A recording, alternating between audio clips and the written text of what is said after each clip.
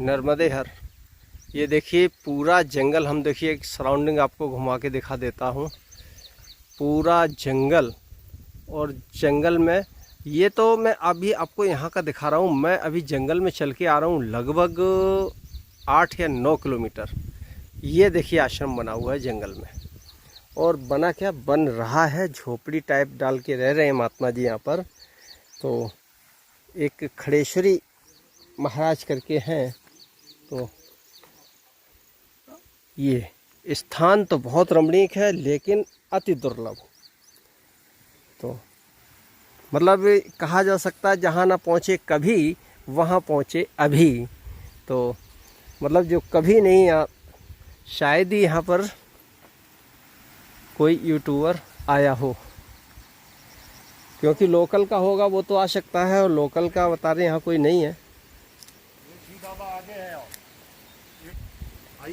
ये देखिए कुटी जो है बहुत ही जंगल में। वो तो यहाँ छावड़ा जी से मुलाकात हो गई तो हम इधर आ गए। ये देखिए संत भगवान एक यहाँ पर हैं, ये करते हैं उनके दर्शन जी। नर्मदे हर।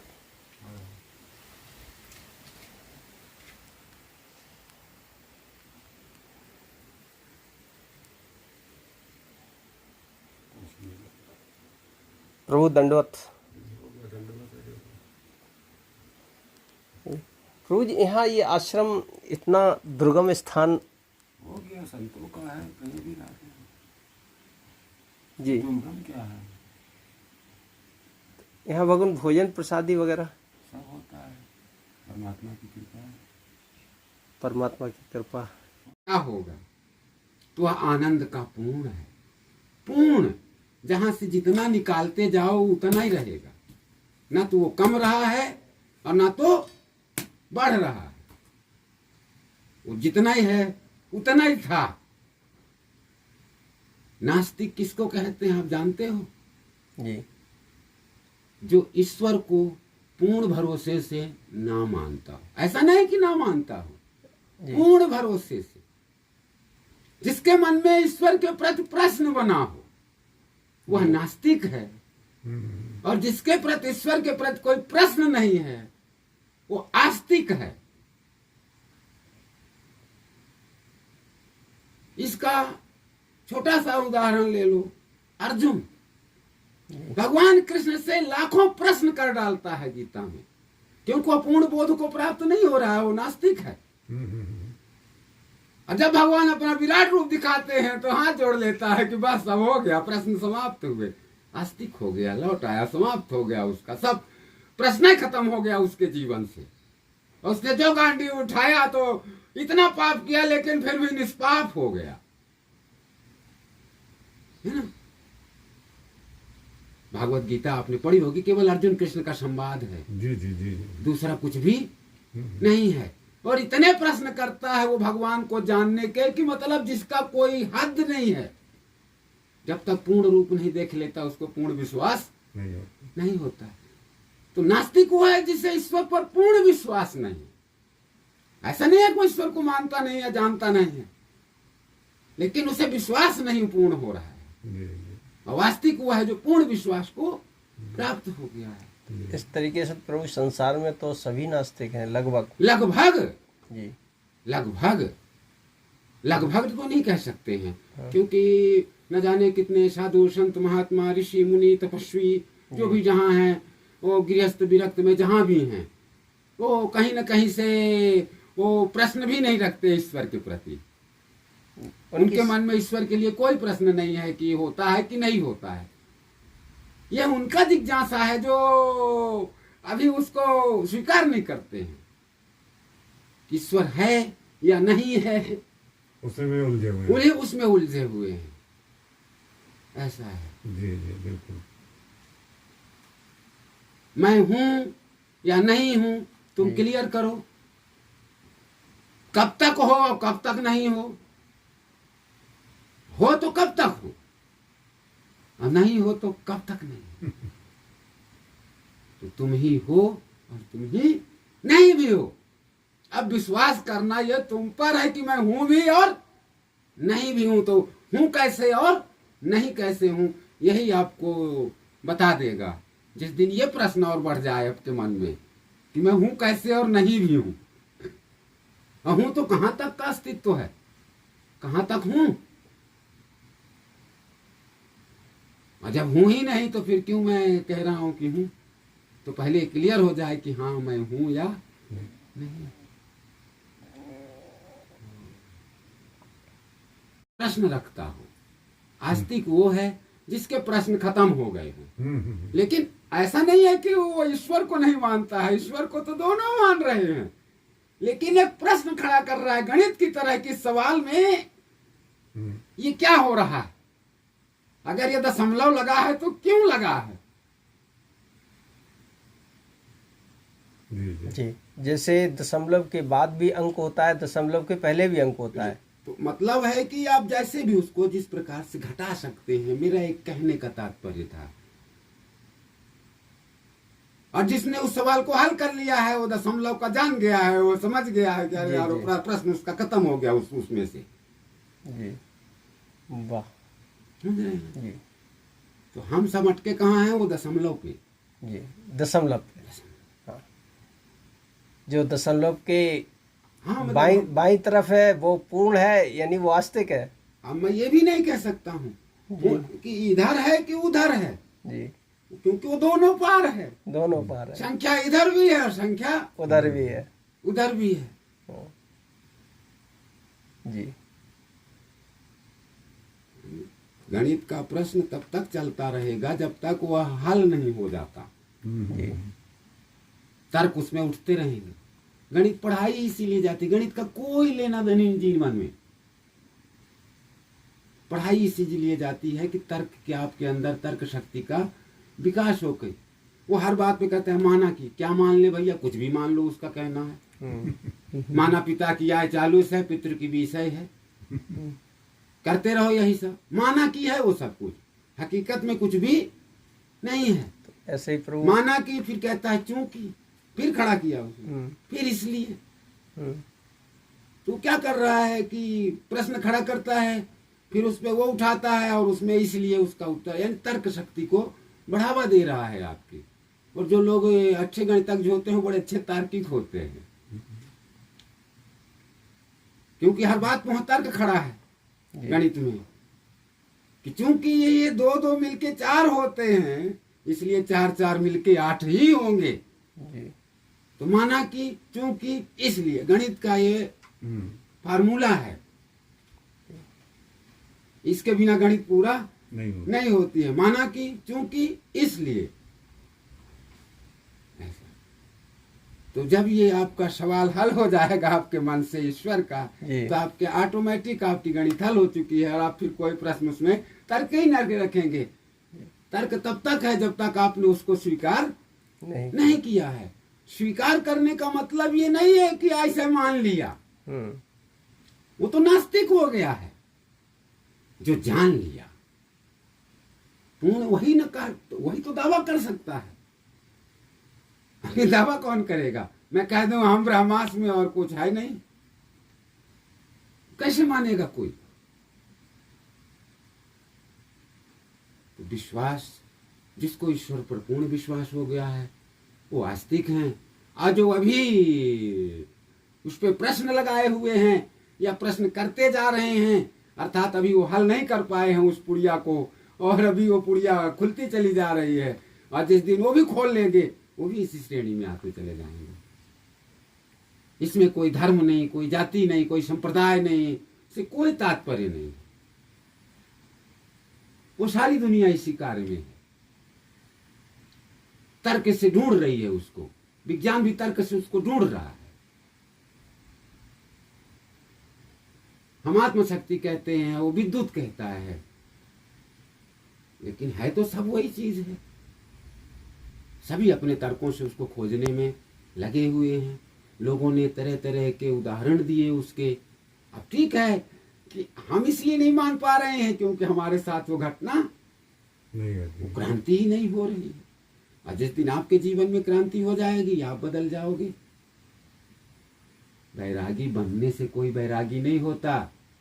आज जिस दिन तुम्हारे अंदर वैराग्य आ जाएगा तो तुमको बनने की भी जरूरत नहीं रह जाएगी,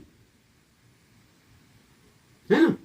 हाँ, त्याग करने की, त्यागी करने से त्याग नहीं होता है। जिस दिन त्याग आ जाएगा तो ऑटोमेटिक त्याग आ जाएगा, फिर उसमें आपको कहीं कुछ त्यागने की जरूरत खत्म हो जाएगी। क्योंकि ना हम कुछ पकड़े हैं ना कुछ त्याग सकते हैं। मन का एक भ्रम तो है, ये छोड़ना है, ये त्यागना है, ये करना है, ये छोड़ना, ये बीवी छोड़ना है, बच्चे छोड़ना है, भजन करना है ना। इनको कभी हम पकड़े थे? हाँ, ये सब अपने अपने हिसाब से चल देंगे। कभी हमारे पकड़ में ये नहीं है, ये नहीं है। फिर भी मोह बस वही जो बाहरी आवरण आडंबर बस गया है। सही। मैं देखता हूँ, कहना नहीं चाहिए, सत्य को कहने में थोड़ा सा फिर कभी कभी क्या होता है, इसका बड़ा विरोध हो जाता है। सत्य ऐसा होता है, मैं गया लोक शंका करने के लिए, कोई बात नहीं है, मेरे पास एक डंडी नुमा चीज है, मैं उसको पकड़ के उसको पेशाब किया, इसलिए चलो अगर वो अपवित्र मानता है, शास्त्र उसको कहता है पेशाब का हाथ धोना चाहिए, तो चलो धो लिया, अच्छी बात है। महिला बैठी पेशाब करने, हाथ भी नहीं लगाया कहीं उसने, उठी आके हाथ धो रही है, ये क्या है? पाखंड है क्या है? और शरीर का कौन संग अपना है जो अभद्र है, जो अपवित्र है? पहले ये बताया जाए। और कौन सी अपवित्र चीज मैंने डाली इस शरीर में कि जिससे इससे निकला तो सब अपवित्र हो गया।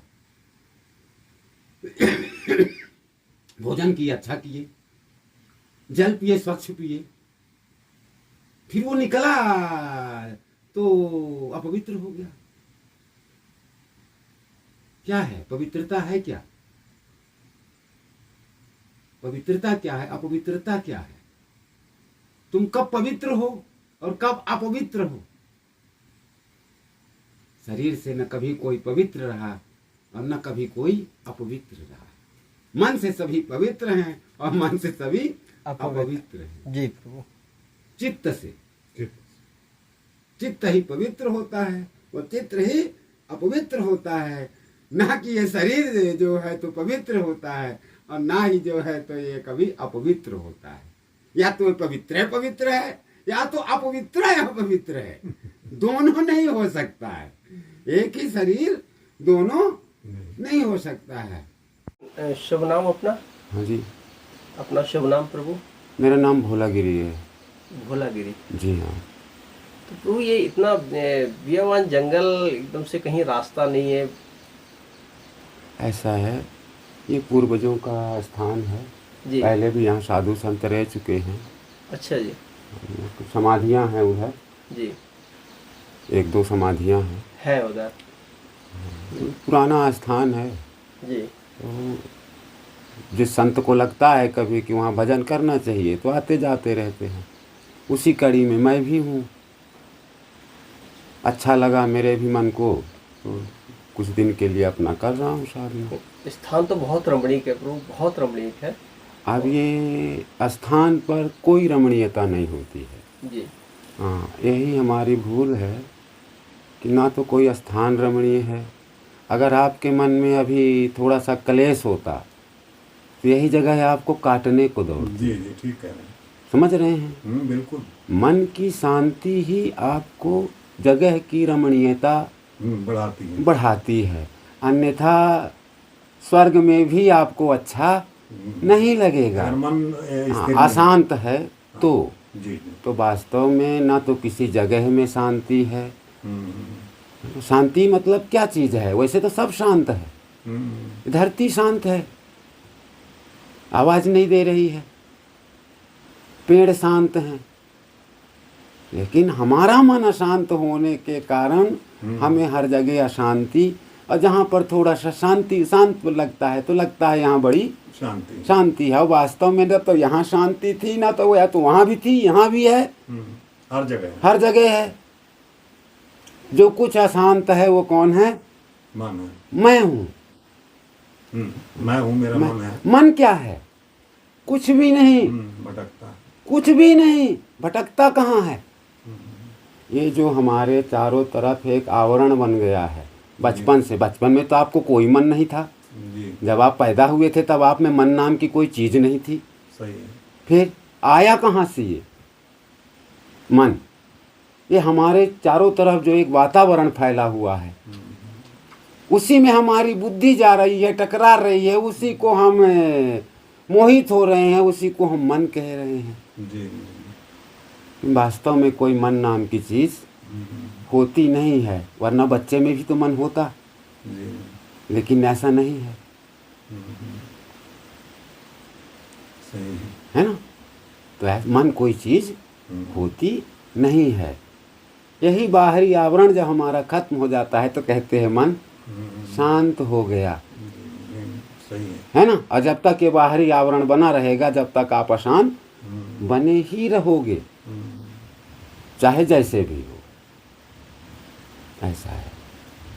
अब इसकी शांति और अशांति पर कई प्रकार की बातें होती हैं, क्योंकि जब हमारा मन पूर्ण शांत है ही नहीं तो कोई भी बात हमको एक छोटा सा झोंका भी उत्तेजित कर सकता है, जी बिल्कुल, है ना। और कहीं पर एक छोटा सा झोंका हमको शांत भी कर सकता है, लेकिन यह हमारी पूर्ण शांति नहीं है। वो यही है, जैसा इन्होंने आकर कहा कि यह जगह बड़ी रमणीक है, लेकिन 2 दिन यहीं गुजारने के बाद लगेगा कि कहाँ फंस गए।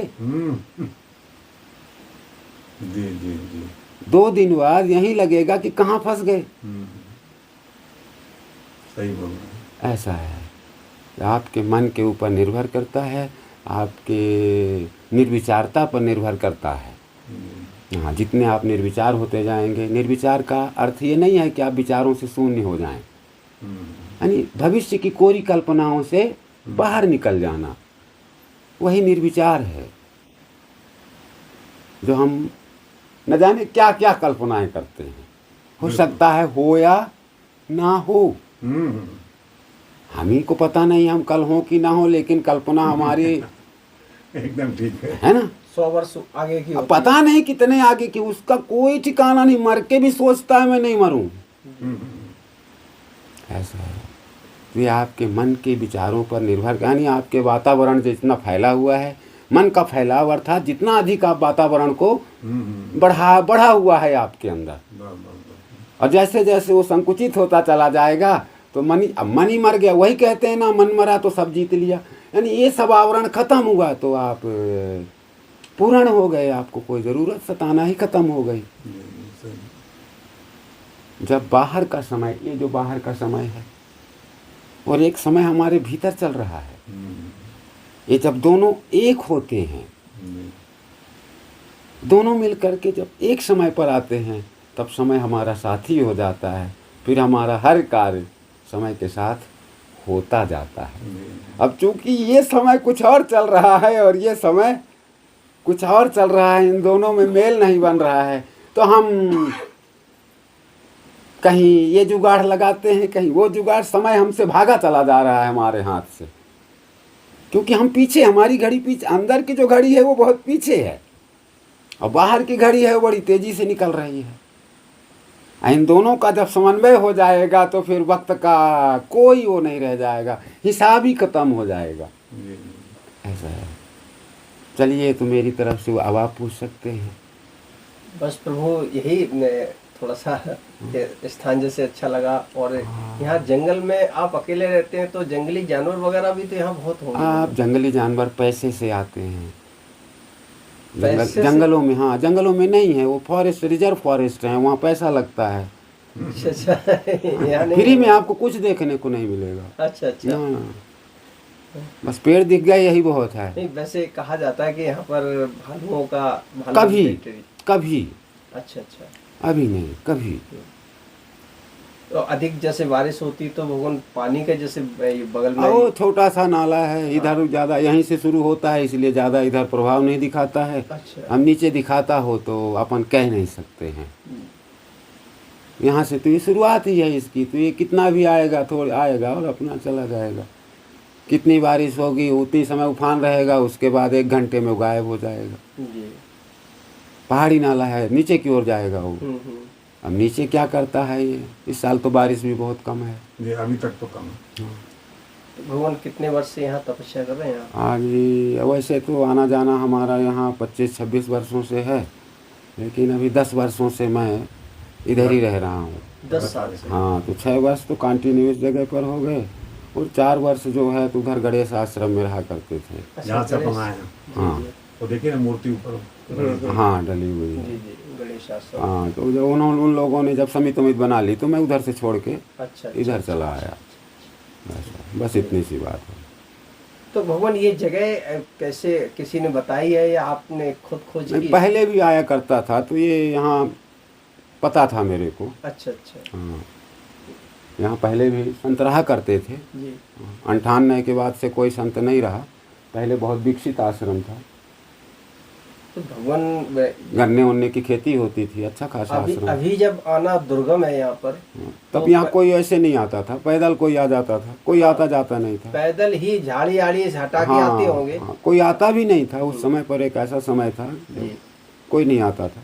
महात्मा भी कहीं जाते नहीं थे, कंदमूल का सहारा लेकर अपना वो गुजारा करते थे। हाँ, वही सोच रहा था हाँ, कि वो अगर नहीं, महात्मा पब्लिक जी से रहते दूर थे थे तो वो लोग। भोजन आदि की व्यवस्था। हाँ, पहले पब्लिक से दूर थे, अब हो गया है, अब सब साधन हो गया है। कंदमूल नहीं पहले हाँ, पहले वही खाया करते थे, क्योंकि कोई साधन नहीं था भी तो कहाँ जाएंगे, यहाँ छोटी सी बस्ती, बैगा बस्ती, कहीं कुछ मिलने वाला है नहीं। यहाँ से तो भगवान हमारे से तो मार्केट तो कम से कम 10-12 किलोमीटर 15 किलोमीटर 15 किलोमीटर है। हाँ, 15 पहले ये तो 10-20 सालों से भी बढ़ गया है ये मार्केट। उससे पहले जो है तो कोई ये मार्केट पहले नहीं, राजेंद्र नाम भी कुटिया ही कुटिया कुटिया थी, कुछ नहीं था ऐसा। ये तो 2000 के बाद से इसका विकास तेज हुआ है। जी जी जी। मैं 98 में आता था तो घास फूस की झोपड़ियाँ दिखती थी। बिल्कुल। हाँ, अभी ये बदल गया है 2000 अभी से। भी तो खपरेली, अभी कौन सा भगवान है, अभी भी तो नहीं, ऊपर है खपरेली। लेकिन नीचे तो हो गया ना। नहीं, नीचे हो गया। नीचे बहुत कुछ हो गया। मतलब पहले उधर शहडोल से आप चलो तो जितने भी घास के ही घर मिलेंगे ज़्यादातर, ऊपर का छप्पर घास का। जी जी शरीर प्रभु अपना कहाँ का है? हाँ जी। शरीर कहाँ का है? अरे क्या करोगे, शरीर तो यहीं का है, मिट्टी यहाँ की है, ये तो प्रश्न ही नहीं हुआ है ना। अभी भी इतनी बातें होने के बाद भी आप शरीर देख रहे हो, जबकि मैंने शरीर को गला करके आत्मरूप बैठा हुआ हूँ। दिक्कत ये है, शरीर का क्या है, वो यहीं की है, यहीं रह जानी है, यहीं फूक जानी है। जी। उसकी पूछो जो आया है और जो जाएगा। ये ना आया है ना जाएगा, यहीं है यहीं रह जाएगा, इसकी क्या पूछते हो।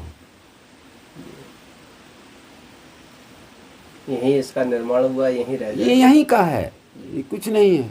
हम ये है ही नहीं है तो क्या, ये हमारा हो सकता है, मेरे कार्य लेने का एक वस्तु।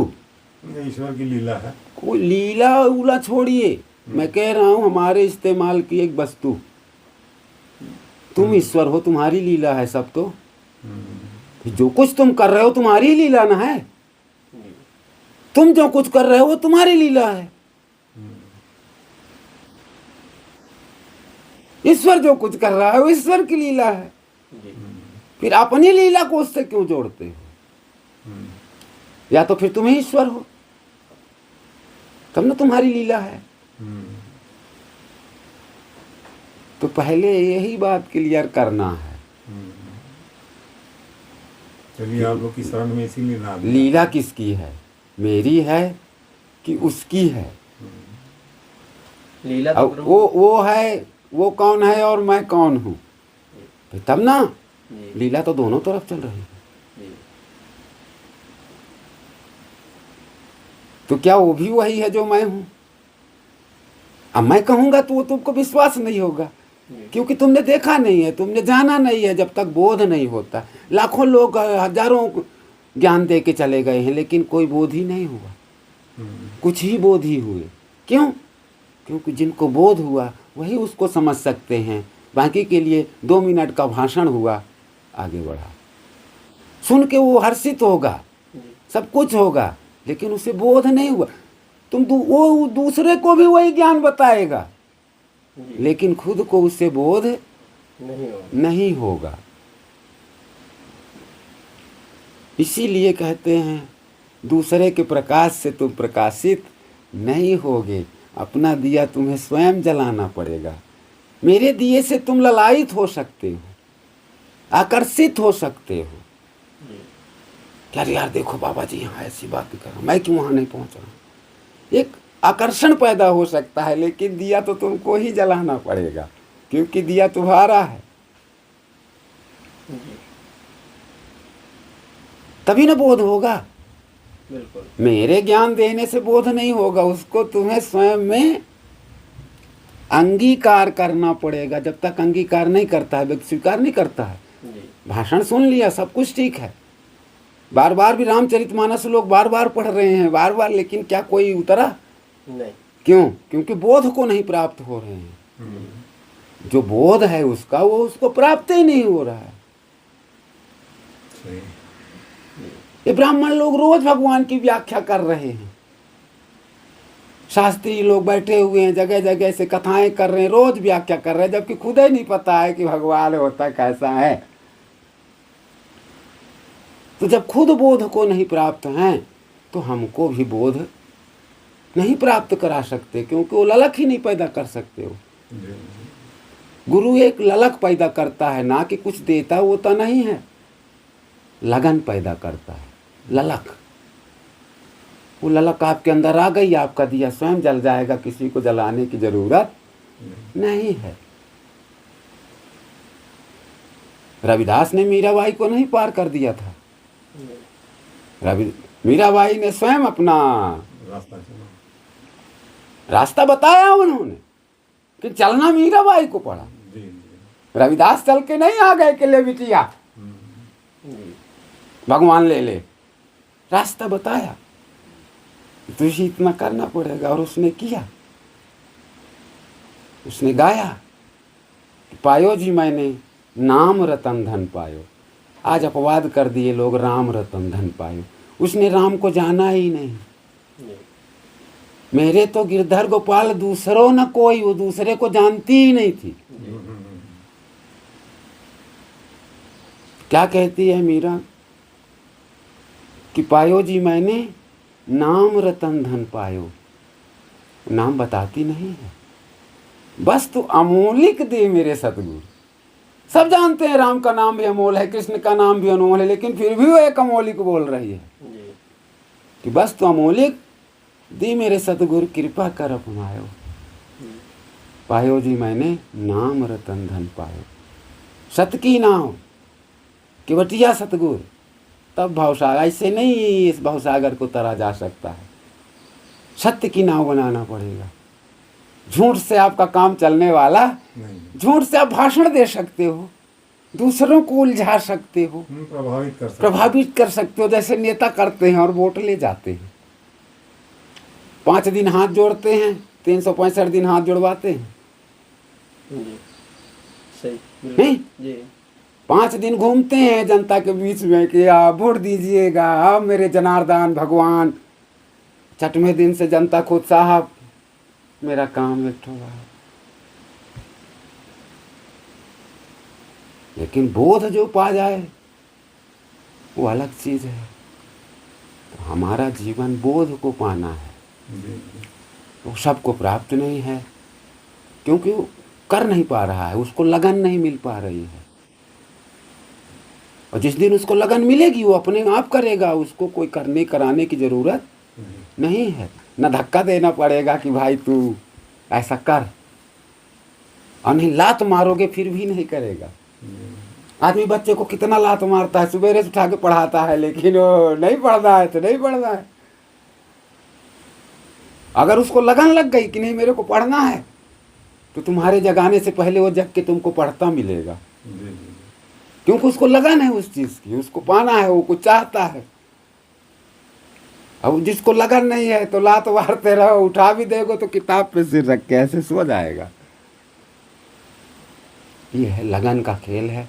जब जिसको लग गई उसने प्राप्त किया है। बाकी हमने भी भाषण सुना है, तुमने भी भाषण सुना है, सबने भाषण सुना है, बड़ी बड़ी पोथियाँ हैं, शास्त्र हैं, रोज पढ़ रहे हैं, नए नए अर्थ आ रहे हैं, नए नए व्याख्यान आ रहे हैं, लेकिन हम थे कि जहाँ क्यों हैं, ऐसा है। तो ठीक है, नर्मदे यार। नर्मदे। जय श्री राम। बहुत अच्छा लगा आपसे मिल करके। जी धन्यवाद। ये देखिए महाराज जी का आश्रम। जैसे जंगल ही है, जंगल में तो कुछ भी हो, लेकिन फिर भी देखिए गुलाब, अनार देखिए कितना लगा हुआ है। ये सब प्रभु की कृपा है। देखिए ये अनार। राष्ट्रीय ध्वज भी लगा जंगल में। हाँ हाँ बिल्कुल, जी जी, राष्ट्रीय ध्वज लगा हुआ है। देखिए और इधर ये चीज़ जो है, ये भगवान की इधर रसोई।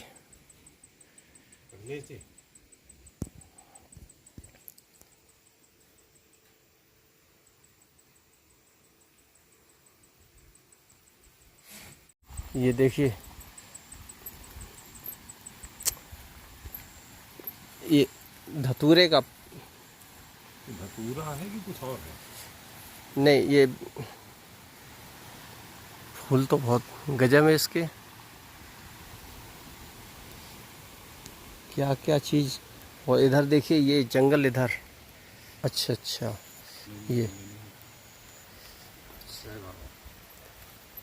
ये एक छोटा सा मंदिर इधर। ले लीजिए ले लीजिए। आपकी वीडियो और ये देखिए ये क्या कर, अच्छा ये हनुमान जी का मंदिर है छोटा सा। ये वाह, उधर समाधियाँ बनी हुई हैं। उधर ये समाधियाँ हैं। वो देखिए गेट पुस्तक। ओह वाह, बहुत सुंदर। बिल्कुल यहाँ तो अगर आप हनुमान जी अब शायद मुझे लगता है कि लाउड स्पीकर से भी अगर बोलेंगे तो भी आवाज़ बस्ती तक नहीं पहुँचेगी, इतनी दूर हम हैं, यानी बिल्कुल जंगल में। वो देखिए कुटी और है उधर। हाँ वो कुटी और भी है उधर। ये बहुत सुंदर कुटी लगी। ये सोलर लगे या सोलर से ही लाइट जो कुछ भी मिल जाती है, अन्यथा कुछ भी नहीं यहाँ पर। बहुत ही सुंदर, गजब।